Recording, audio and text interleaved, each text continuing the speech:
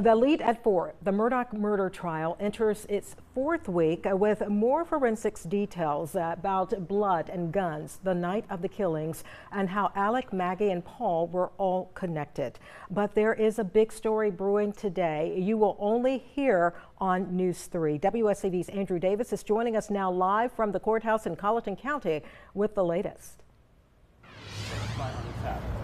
Well, there are 2 people everybody in this case want to hear from. Curtis' cousin Eddie Smith, he could take the stand as soon as this week.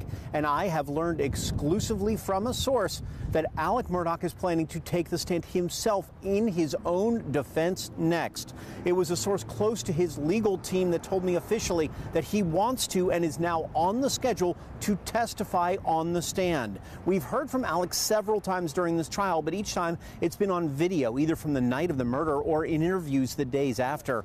While they could change their mind, this would be the first time that Alec has talked live about the crimes, his son or wife, since the murders happened in June 7th, 2021. News 3 has learned once again that Alec should testify in his own defense as early as next week. Now, the other big news of the day, 2 jurors have been sent home because they contracted COVID-19. 2 alternates have now been moved up to the main jury. In all, so far, 3 alternate jurors have now been dismissed for medical reasons from the case. Testimony did continue as scheduled today. A SLED forensics expert hit the stand to detail the results of blood DNA tests on the clothes that Alec was wearing that night and the car he was driving. There were a lot of numbers, but most showed by an incredibly large margin that stains found on Alec's shirt and shorts showed signs of Maggie and Paul's DNA as well as Alec's. Now, what those tests didn't show, though, was blood from either of the victims. Now, the defense countered that evidence by showing that the tests they used are far from perfect, and even the evidence that they did get doesn't point directly at Alec.